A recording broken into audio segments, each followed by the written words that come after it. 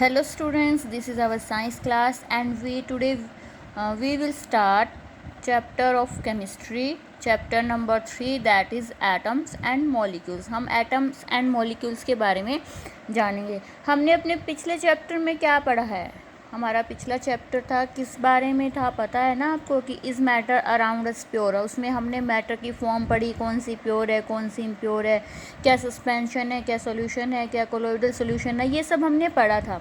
ठीक है, तो इस चैप्टर में हम क्या कर रहे हैं, एटम्स एंड मॉलिक्यूल्स के बारे में कर रहे हैं। और हमने पिछले चैप्टर में, आपको पता है, हमने ये भी पढ़ा है कि matter is made up of elements from which all form of matter can be built. हम मैटर है वो एलिमेंट से बना है। किससे बना है? एलिमेंट से बना है, जिससे हम मैटर्स की डिफरेंट फॉर्म्स को बना सकते हैं। ठीक है, तो और एलिमेंट्स हैं, जो एलिमेंट्स होते हैं वो कंबाइन करके क्या फॉर्म करते हैं? कंपाउंड। क्या बनाते हैं वो? कंपाउंड बनाते हैं। तो हमारे माइंड में बहुत सारे क्वेश्चन आते होंगे यहाँ से एलिमेंट, जब हमें पता है कि एलिमेंट कंबाइन करके कंपाउंड फॉर्म करते हैं, तो हमारे माइंड में क्वेश्चन आते होंगे, how do elements combine to form compounds. कि एलिमेंट्स है वो कैसे कंबाइन करते हैं, या जो प्योर फॉर्म ऑफ मैटर हमने पढ़ी थी, एलिमेंट एंड कंपाउंड है, उसको हम और कैसे डिवाइड कर सकते हैं। तो जब, या फिर एलिमेंट को हमने पढ़ा था, स्मॉलेस्ट है उसको सिंगल है तो एलिमेंट, सेम एटम है, तो हम जब एलिमेंट को क्या हम और आगे डिवाइड कर सकते हैं। ठीक है, तो ये क्वेश्चन जो हमारे माइंड में अब आ रहे हैं, ये क्वेश्चन साइंटिस्ट के माइंड में भी आए, फिलोसफर के माइंड में भी आए, और उन्होंने अपने अपने हिसाब से अपने अपने आंसर भी दिए थे। कुछ ने एक्सपेरिमेंट करके दिए, कुछ ने बिना एक्सपेरिमेंट करे आंसर दिए। तो थोड़ी सी हम हिस्ट्री पढ़ लेते हैं इस बारे में। सबसे पहले क्या था? ग्रीक जो आपको पता है, ग्रीक वर्ड, एंशिएंट जो ग्रीक था वो हमेशा ये हैरान होता था कि क्या होगा अगर हम मैटर को और स्मॉलर एंड स्मॉलर पार्टिकल्स में तोड़ते रहें। क्या वहाँ पे कोई ऐसा पॉइंट होगा जब मैटर को हम और आगे ना तोड़ पाएँ? ठीक है, वो ये सोचते थे। तो ये कब था? कम से कम 500 BC पहले का आइडिया था, और इंडिया में जब ये आइडिया आया, तो जो इंडियन फिलोसफर था महर्षि कनड, ठीक है, उसने क्या थ्योरी दी, या उसने क्या अपने नेम दिया कि जब, हाँ, उसने बताया कि जब हम मैटर को, हिंदी में क्या कहते हैं? पदार्थ कहते हैं ना, कि जब हम मैटर को डिवाइड करते रहेंगे आगे से आगे, तो सबसे छोटा पार्टिकल हमें मिलेगा। और उन्होंने उसको क्या नेम दिया हिंदी में? परमाणु। क्या नाम दिया? परमाणु।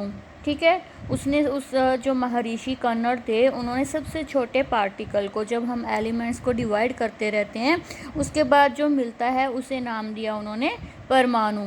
ठीक है, उसके बाद एक और इंडियन फिलोसफर थे, पकुधा कात्यामा। ठीक है, उन्होंने भी इसी को सपोर्ट किया कि सबसे छोटा जो एलिमेंट को जब हम डिवाइड करते रहेंगे, और जो सबसे छोटा पार्टिकल हमें मिलेगा वो परमाणु होगा। ठीक है, इसी टाइम के दौरान क्या हुआ, ग्रीक फिलोसफर थे जैसे कि ल्यूसिपियस, डेमोक्रिटस एंड एपिसोरस। ठीक है, इन्होंने क्या किया कि सब डिवीज़न, मतलब मैटर को हम डिवाइड कर सकते हैं, पॉसिबल है। और जब हम मैटर को डिवाइड करते रहेंगे तो हमें लास्ट में जो सबसे सिंगल पार्टिकल मिलेगा, मतलब जिसे और आगे नहीं तोड़ सकते, उन्होंने उसको क्या नाम दिया? एटम। क्या नाम दिया हमें? एटम। ठीक है, तो एलिमेंट किससे मिलके बने? एटम से। ठीक है, फिर एक जो एटम है, ये क्या है? एक ग्रीक वर्ड है। क्या है ये? ग्रीक वर्ड है, जिसका मीनिंग होता है which can not be split. Split होता है तोड़ना या बांटना, जिसे हम और आगे नहीं तोड़ सकते। लेकिन जो इन ग्रीक फिलोसफर ने, इन्होंने जो थ्योरी दी, या कन्नड़ ने जो दी, या कात्यायन ने जो कहा, ये सब क्या थे? ये सब थिंकिंग थी, फिलोसफिकल थिंकिंग थी। कोई एक्सपेरिमेंटल वर्क इन्होंने नहीं किया था। एक्सपेरिमेंटल वर्क करके इन्होंने ये प्रूव नहीं किया था कि ऐसा हो रहा है। उन्होंने सिर्फ एक अपनी थिंकिंग बताई थी।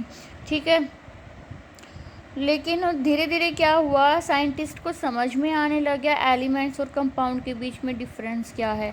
उन्होंने स्टार्ट किया कि हाउ एंड वाई, मतलब एलिमेंट्स क्यों, हाउ कैसे कंबाइन करते हैं, क्यों करते हैं, उन्हें क्या ज़रूरत है कंबाइन होने की, सिंगल भी तो वो रह सकते हैं। ठीक है। या फिर जब वो कंबाइन करते हैं तो क्या होता है, व्हाट हैपन्स, क्या होता है उनके साथ, ठीक है। तो जो सबसे ज़्यादा क्रेडिट है इसके बारे में रिसर्च करने के लिए वो जाता है एंटोइन लेवोजियर को जाता है, क्योंकि उसने ही केमिकल साइंस की 2 लॉज दिए थे जो बहुत ही इम्पोर्टेंट है। इनके साथ प्रोस्ट ने भी वर्क किया था। इन्होंने कौन से लॉज दिया है, law of conservation of mass and law of constant proportion, ठीक है। ये 2 लॉ दिया है लेवोजियर ने। तो हम पढ़ते हैं law of conservation of mass के बारे में। देखिए, जब साइंटिस्ट वर्क कर रहे थे, ट्राई कर रहे थे कि एक सब्सटेंस को हम दूसरे सब्सटेंस में कैसे चेंज कर सकते हैं, तो उनके स्टडी के दौरान क्या हुआ, उन्होंने बहुत सारी जनरलाइजेशन बनाई, बहुत सारी थिंकिंग बनाई। इन सब को बोलते हैं लॉ ऑफ केमिकल कम्बिनेशन। मतलब लॉ ऑफ केमिकल कम्बिनेशन की कोई भी जब केमिकल रिएक्शन होता है उसमें रिएक्टेंट, जब 2 रिएक्टेंट मिक्स होके एक प्रोडक्ट बनाते हैं, कंबाइन करते हैं, तो क्या उनके लॉ होते हैं। तो फर्स्ट क्या है, law of conservation of mass, ठीक है।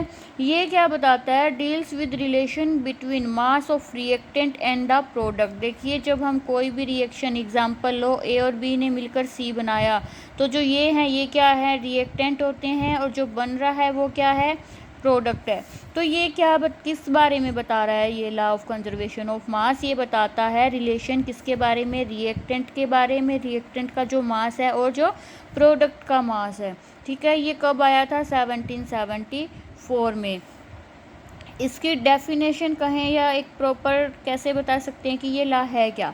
दिस लॉ स्टेट्स दैट, क्या बताता है ये law, during any chemical change, कोई भी जब केमिकल रिएक्शन होता है या केमिकल चेंज होता है, the total mass of product is equal to the total mass of the reactant.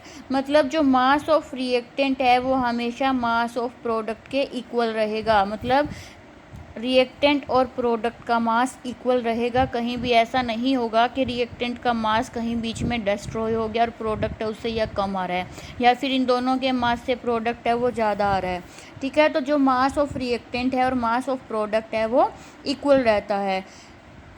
यहाँ से जो एक और बात, दूसरी डेफिनेशन कह सकते हैं, दूसरे वर्ड्स में हम इसको क्या बता सकते हैं, मास can neither be created nor be destroyed. ये हमने एनर्जी के बारे में पढ़ा था, वो क्या होता है, law of conservation of energy, है ना, कि एनर्जी को हम डिस्ट्रॉय नहीं कर सकते, एनर्जी को हम बना सकते, सिर्फ एक फॉर्म से दूसरी फॉर्म में चेंज कर सकते हैं।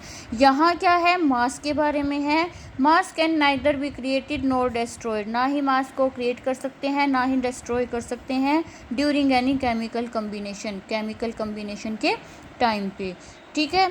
इसको हम दूसरा नेम दे सकते हैं लॉ ऑफ इंडिस्ट्रक्टिबिलिटी ऑफ मैटर। मतलब मैटर कहीं भी डिस्ट्रॉय नहीं होता है।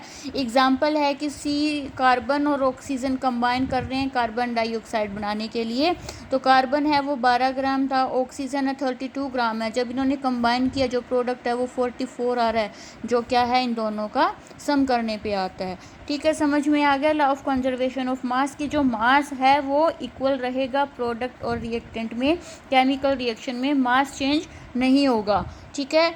नेक्स्ट वीडियो में पढ़ेंगे हम नेक्स्ट लॉ।